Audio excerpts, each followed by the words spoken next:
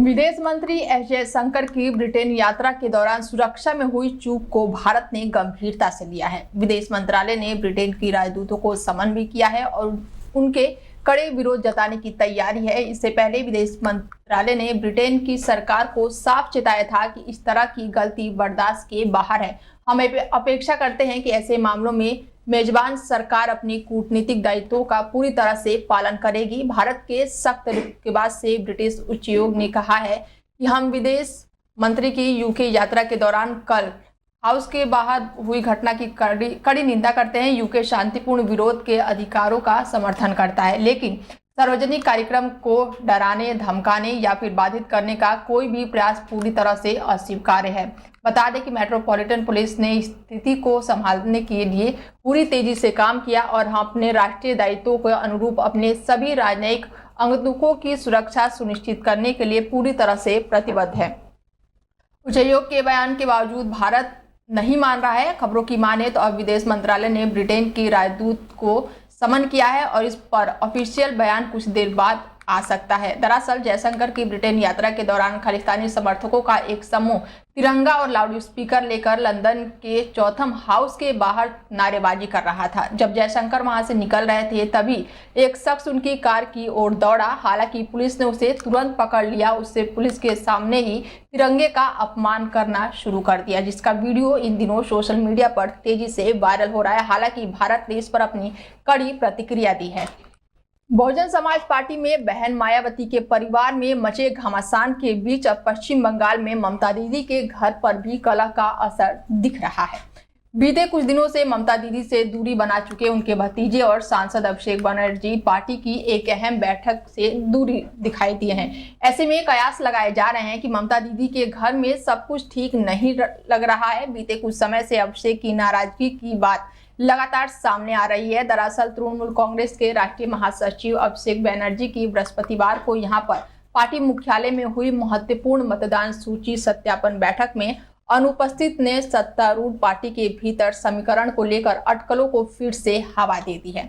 बैठक से उनकी अनुपस्थिति से पार्टी के आंतरिक समीकरणों पर नए सिरे से चर्चा शुरू हो गई है। पहले भी पार्टी में शीर्ष स्तर पर तनाव के कयास लगाए जा रहे थे, लेकिन नेताजी में वहां पर हुए स्टेडियम में हाल ही में आयोजित एक रैली में ममता बनर्जी द्वारा अभिषेक के भाषण का सार्वजनिक समर्थन किए जाने के बाद से शीर्ष स्तर पर तनाव कम होने की धारणा बन गई थी। पार्टी के कुछ नेताओं ने इसे कमतर दिखाने के लिए कोशिश भी की, जबकि ममता दीदी ने उसे स्पष्ट निर्देश की ओर से इशारा किया। मतदान सूची में संबंधित सारी चुनावी कार्य पार्टी मुख्यालय में ही होगा, कहीं और नहीं होगा। यह पार्टी समीकरण में संभावित बदलाव का संकेत है। इसी बीच अभिषेक के करीबी खबरों की माने तो उनका कहना है कि उनकी व्यवस्था के चलते वो बैठक में नहीं पहुंच पाए थे। पिछले सप्ताह ममता बनर्जी ने बीजेपी पर निर्वाचित आयोग के कथित समर्थन से बाहरी मतदाताओं को शामिल कराने का आरोप भी लगाया था।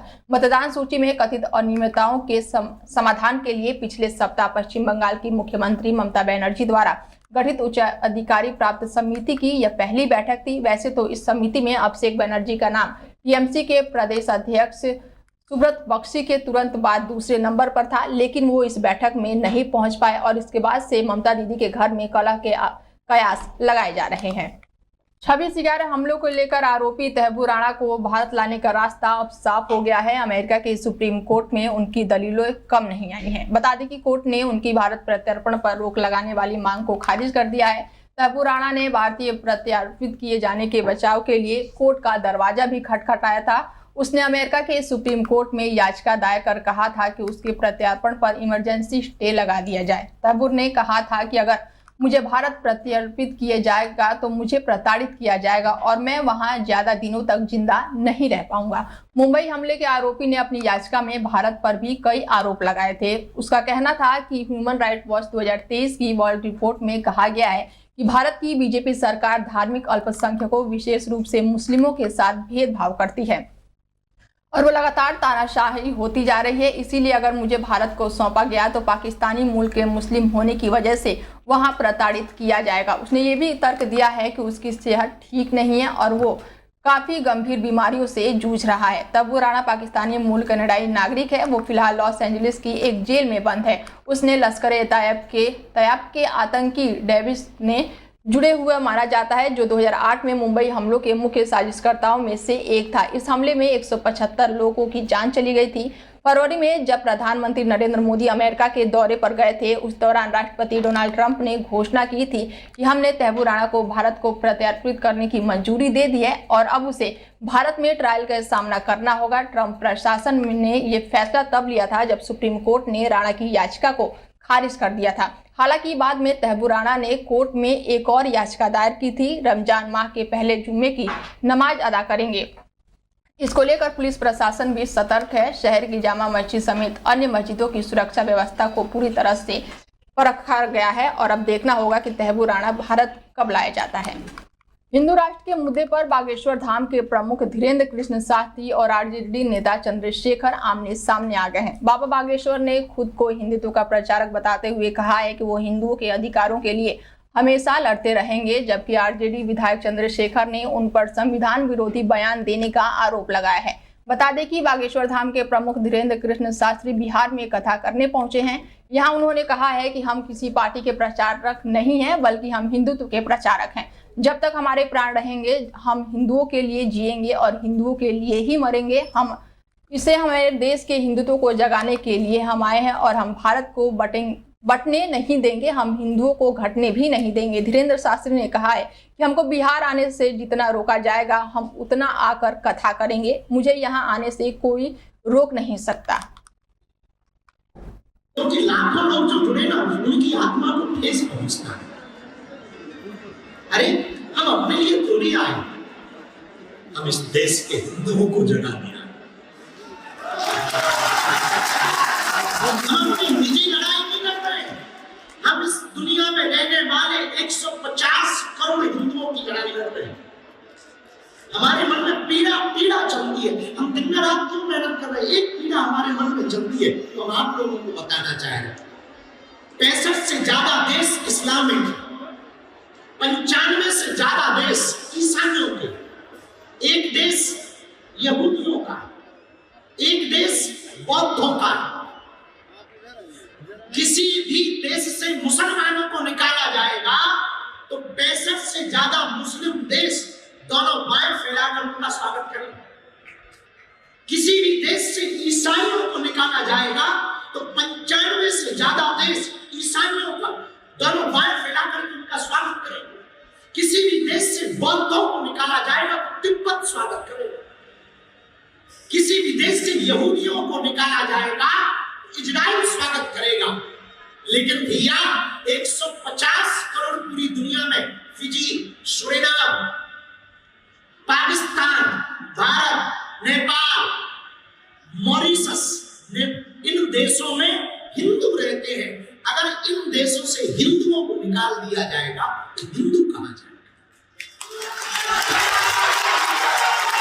सबकी व्यवस्था है, हमारे हिंदुओं भाइयों की व्यवस्था है। तो जो भी हमारी बात को सुनते हैं या बिहार आने से जिनको कष्ट है, पहली बात तो ये कहेंगे कि आप बहुत रोटी खाएं, पेट फुल करो। दूसरी बात, हमारा आपसे विवाद क्या है जो आप हमें रोकते, आप हमें गाली देते, हम करते क्या? क्या हम किसी पार्टी के लिए आते या हम वोट मांगते? हम तो हिंदुओं को एकजुट कर। लोकसभा में विपक्ष के नेता और कांग्रेस सांसद राहुल गांधी आज से अहमदाबाद के 2 दिवसीय दौरे पर हैं और इस दौरान वो राज्य के विधानसभा चुनाव 2027 पर ध्यान केंद्रित करते हुए गुजरात में पार्टी नेताओं और पदाधिकारियों के साथ बैठक करेंगे। राहुल के गुजरात दौरे को लेकर कांग्रेस पार्टी ने बयान जारी करते हुए कहा है कि राहुल गांधी ने पहले कहा था कि पार्टी 2027 के गुजरात विधानसभा चुनाव जीतेगी और वो अगला विधानसभा चुनाव लड़ने का काम शुरू करने के लिए राज्य में पहुंच रहे हैं। राहुल गांधी के कार्यक्रम के अनुसार वो शुक्रवार सुबह कांग्रेस प्रदेश अध्यक्ष और साथ ही पूर्व विपक्ष के नेताओं से मुलाकात करेंगे। राज्य में राजनीतिक मामलों की समिति के साथ भी बैठक करेंगे। इसके बाद से शाम को वो लोकसभा में विपक्ष के नेता, कांग्रेस के जिला और शहर अध्यक्षों के साथ बैठक करेंगे और इसके साथ ही पालिका प्रमुख से मिलेंगे। शाम को 5 से 7 बजे के बीच वो सामाजिक संगठनों के प्रतिनिधियों से बातचीत करेंगे। राहुल गांधी शनिवार को अहमदाबाद में पार्टी कार्यकर्ताओं को संबोधित करेंगे और उसी दिन दोपहर में दिल्ली के लिए वो रवाना हो जाएंगे। जानकारी के मुताबिक आपको बता दें कि अखिल भारतीय कांग्रेस कमेटी के अधिवेशन अगले महीने 8 या 9 अप्रैल को अहमदाबाद में आयोजित होने वाला है। इससे पहले पार्टी महासचिव के केसी वेणुगोपाल ने बैठक की तैयारियों का जायजा लेने के लिए पिछले मंगलवार को गुजरात का दौरा किया था। बता दें कि 2022 में गुजरात विधानसभा चुनाव में कांग्रेस ने राज्य की कुल 182 सीटों में से 17 सीटें जीती थी, लेकिन 5 विधायकों के इस्तीफे के बाद से सदन में पार्टी की ताकत घटकर 12 रह गई।